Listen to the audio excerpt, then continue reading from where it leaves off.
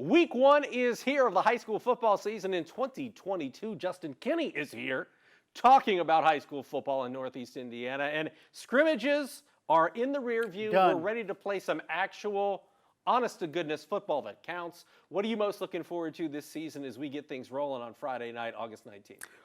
Well, you can take the glass half full approach and say everybody is undefeated, or you can do the glass half empty and say everybody's winless. It's true. Point. So clean slate for everybody. Everybody feels good coming out of scrimmages, you know, whether you liked it, hated it in terms of a coach. Now it's for real. Now we can really see who's who in the area. When you talk about the SAC, changes are a-coming in the SAC, but still traditional format this year. Yeah. So going into the final round of playing everybody, you know, getting 9 conference games, no non-conference games. As an someone who's covered the SAC for a long time, is it a tearful goodbye? Are you happy to see what's happening next season with the divisions and a couple of non-conference games for each team? Like, what's the scenario? What's the atmosphere like if you're an SAC fan right now? Well, I think, you know, what we were talking about before we started, recording here, that jumping full right into the deep end of the conference race is something that we've kind of taken for granted in the SAC. That's going to go by the wayside like every other area league next year. But I think we're really going to be able to see the SAC against the rest of the state. We're really in a bubble with the SAC here with 9 weeks and 9 conference games. And we're seeing it evidenced sometimes with the polls is, does the SAC kind of get shortchanged because nobody really sees them until the playoffs against other teams. So I think we're really going to start learning a little bit more about our teams in the area earlier starting next year as opposed to waiting until the playoffs. And, you know, when we look at Carroll and jumping into the deep end, playing Center Grove and Hamilton Southeastern and those teams and just seeing our teams that are really at the top end of the SAC, how they match up with other teams in the state and really trying to catch up at 6A where we've never won a regional in 9 years. So I think it's a great change coming up, but I also think a part of us is going to miss this week one talk where we're saying, hey, big game in the SAC week one. Yeah, these games count in week one. Like you've got, and as we saw last year, as we get into the week one schedule, the Northside Snyder game had a huge impact on how the Victory Bell race shook out. Nick Talamontes booting an almost 50-yarder for a 1-point win, or for the Snyder Panthers, or a last-second win, I should say. Yeah. That is our game of the week, Northside at Snyder. You can't deny the individual talent that the Northside Legends have, and you can't deny the pedigree, the system, what they do at Snyder. So how do you see this one playing out, knowing it's going to be, you know, the Highlight Zone game of the week and circled on many people's calendars? First off, I see a high-scoring game in this one. Snyder's defense is really solid, but I just think with the playmaking ability with Northside, and also I think Luke Halpert's really going to break out and showcase his arm and being able to fling it all over the field in this one to really set the tone for both squads. I see a high-scoring game in this one. I think keys when you look at Northside is it's easy to say get it to Bronte Johnson and repeat, and I agree. But I think this game can be won or lost for Northside with Jonte Lambert in the running game. So if Northside can move the ball, if they can move the chains on the ground, if they can win a fair battles up front at the line of scrimmage, I think that's going to play well for Northside. If they have to live and die by the big play vertically, I don't think it's conducive to 4 quarters of success against Snyder.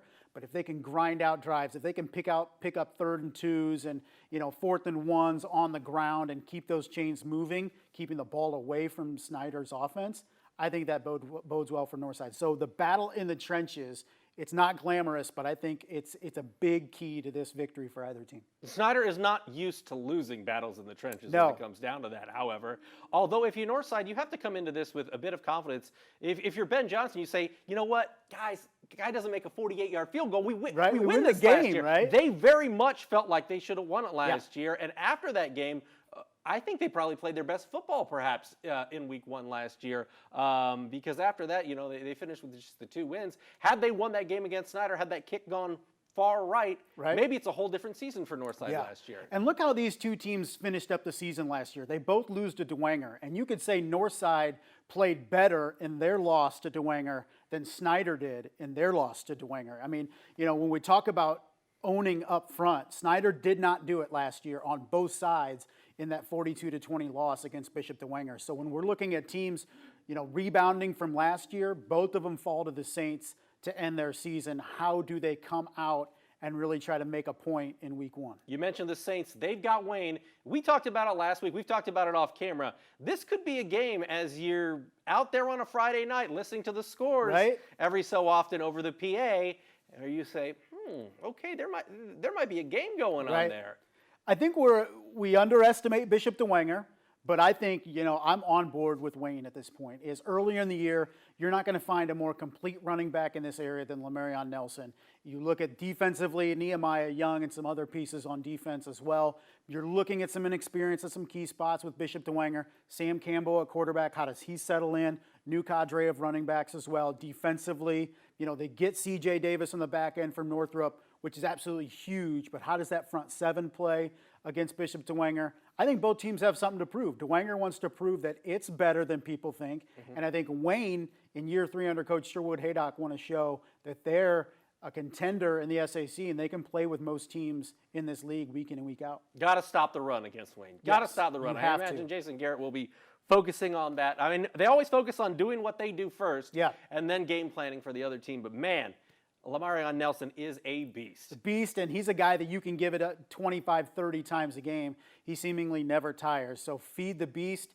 If he's able to find some room to run, then it's advantage Wayne. We're already into the third game of the SAC preview before we talk Carroll and Bishop Luers because last year Carroll was opening up their stadium. They returned the opening kick for a touchdown. It was a really great game to start the season off. This time around, both teams have some question marks. Sure. Trying to figure out, after graduating some big senior classes, who's going to fill what role, who are going to step into starring roles on Friday night. So how do you see this one playing out at Luers Field on Friday? Yeah, that was a fascinating game last year because Carroll drops their season opener and then just wins out in the SAC to share a part of the victory bell. And so this one, you look at the storylines in this one, right? You got Jaden Hill going from Bishop Luers to Carroll, so that's interesting in itself. You have Bishop Luers is, who's the answer, the heir apparent at quarterback to Carson Clark.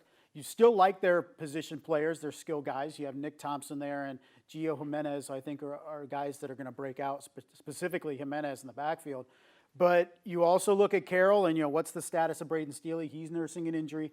Dylan Bennett also nursing an injury from the offseason. So are they at 100%? Do we see them on Friday night? So a lot of questions with this one. When we look at Carroll, is it Jimmy Sullivan coming in, QB1, as a sophomore, getting his first start on Friday night against Bishop Luers? So many angles to this one.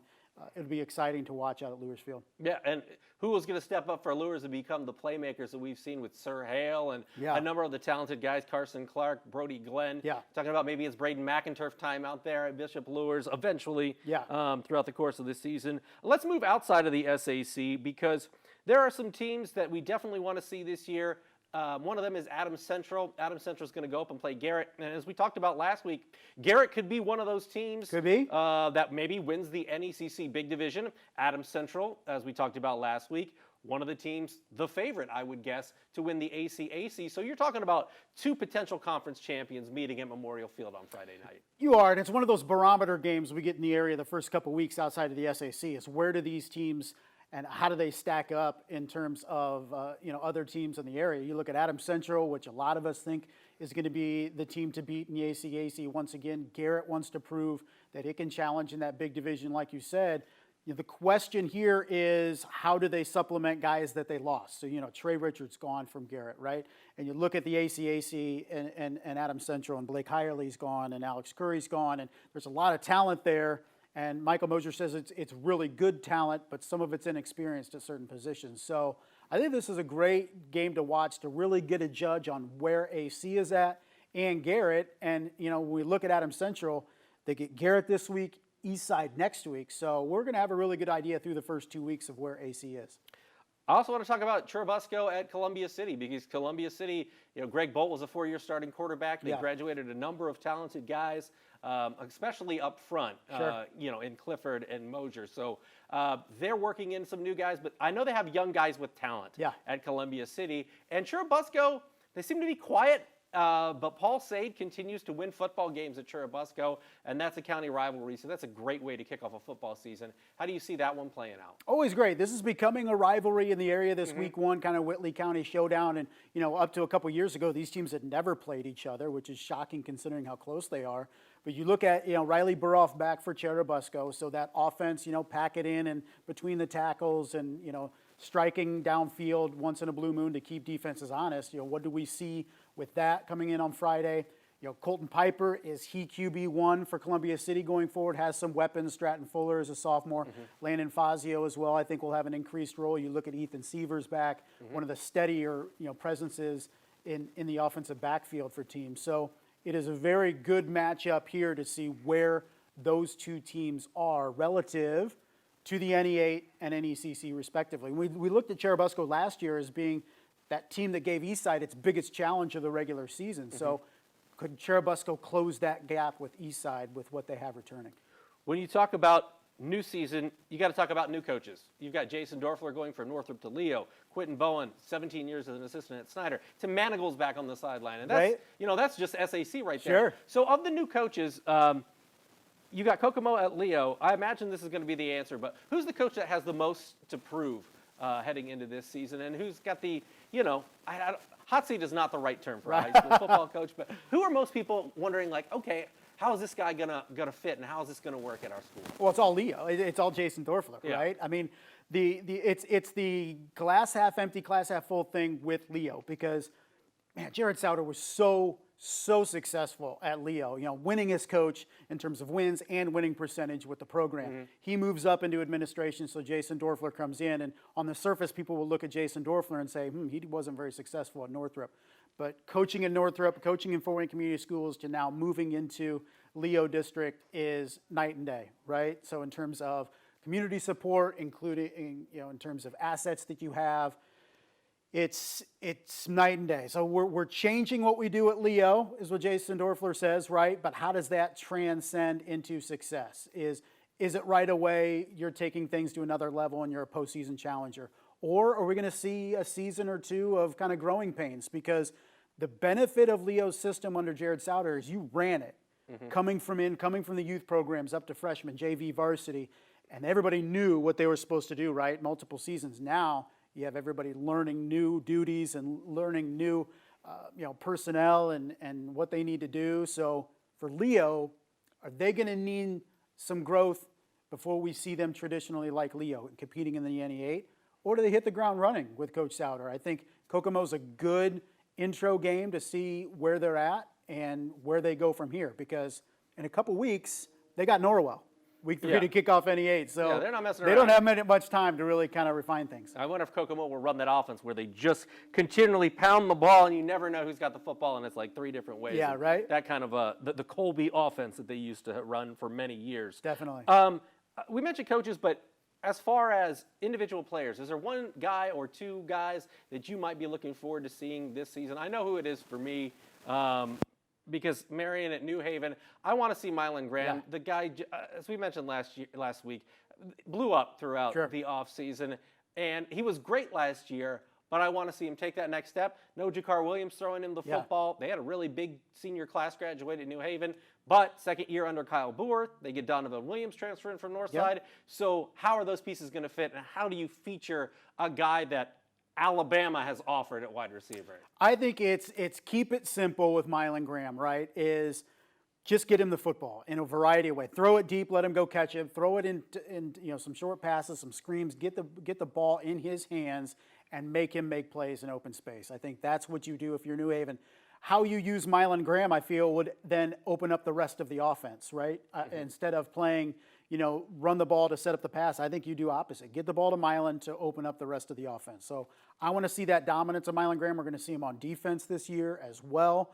And, same thing at Northside with Bronte Johnson. Has a little bit more proven players around him, but I still think you use Tay-Tay to open up the rest of that offense, to me. So I think those are two guys to watch in terms of high D1 talent and how their teams employ them, because I don't think there's a limit to how much or too much those guys can touch the ball over the course of a game. Just keep feeding them until defenses prove they can stop them. Wrapping things up, what are you most looking forward to about week 1 here?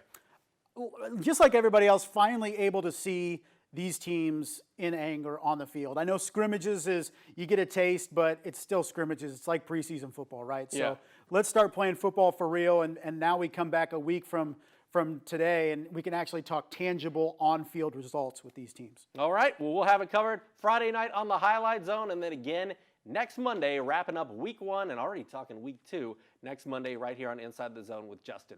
I'm Glenn, and we'll see you next Monday.